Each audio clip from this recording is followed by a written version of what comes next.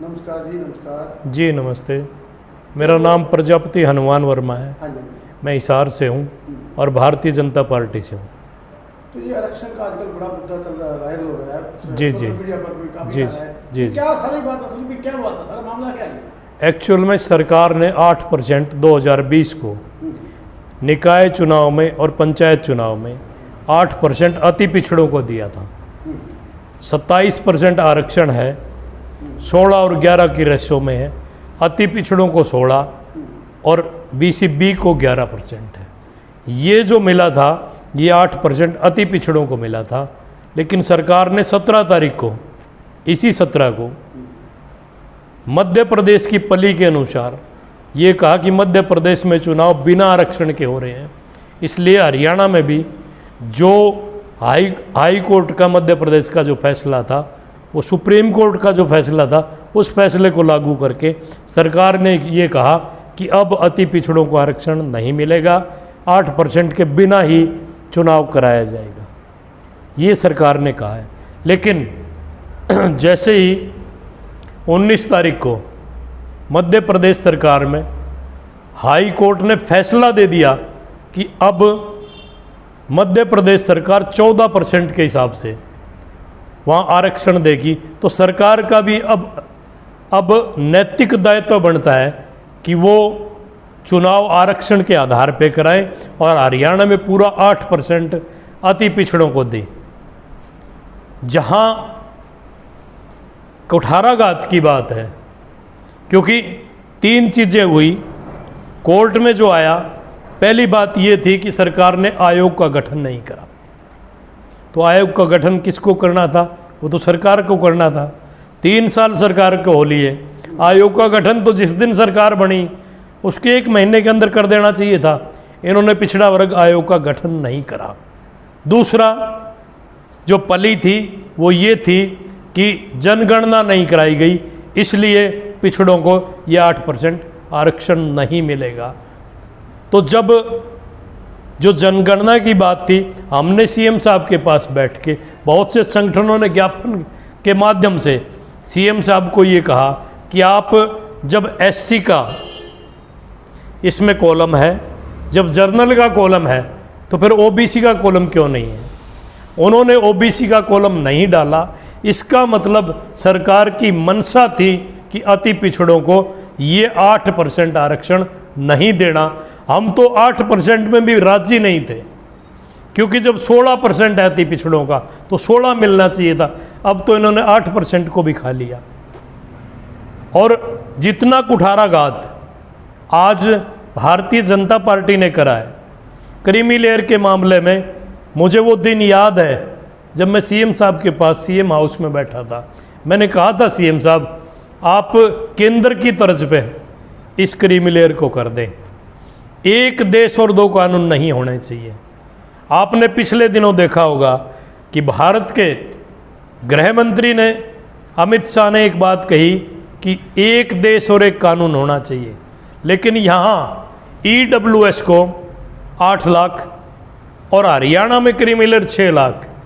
हरियाणा में तो 6 लाख वाला अमीर है और केंद्र में EWS वाला 8 लाख वाला गरीब है। कितनी बड़ी बात है। केंद्र में जो क्रीमी लेयर है वो 8 लाख है, उसमें 3rd और 4th क्लास के कर्मचारी की सैलरी प्लस कृषि इनकम इंक्लूड नहीं है, लेकिन हरियाणा प्रदेश में है। मैंने साफ तौर पे CM साहब को कहा था, मुख्यमंत्री महोदय आप ये क्रीमी लेयर केंद्र की तर्ज पे कर दें। मुख्यमंत्री जी ने कहा कि मैं ठीक हूँ या मोदी गलत है। इतनी बात मुख्यमंत्री ने 10 आदमियों के बीच कही, जहां उस वक्त मनीष ग्रोवर जी भी बैठे हुए थे, जो रोहतक से हैं, वो भी बैठे हुए थे। मेरी ज्वाइनिंग से पहले की बात है ये।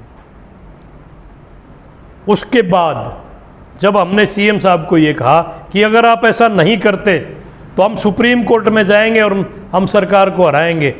हम सुप्रीम कोर्ट में गए, शांता कुमार आर्य जी जो रोहतक से हैं उनकी अध्यक्षता में, और RC लिम्बा जो यहाँ सिरसा से हैं, जिनकी पिछड़ा वर्ग कल्याण सभा है, उनके थ्रू हम जो है कोर्ट में गए और वहाँ जाके हमने सरकार को क्रीमी लेयर के मामले में हराने का काम करा और 3 महीने का टाइम सरकार को दिया गया कि सरकार नया नोटिफिकेशन जारी करें और केंद्र की तरफ पे इसको लागू करें। लेकिन हरियाणा के सीएम ने अंत्योदय की बात करके कि मैं अंतिम आदमी तक देना चाहता हूं, उन्होंने उससे भी खतरनाक जो एक नोटिफिकेशन करा, 3rd और 4th क्लास की सैलरी तो उसके साथ इंक्लूड हो ही होगी, कृषि इनकम की इंक्लूड होगी। अगर किसी आदमी का प्लॉट जिसकी कीमत 1 करोड़ है वो भी क्रीमी लेयर में आ जाएगा। ऐसा काम इन्होंने करा है।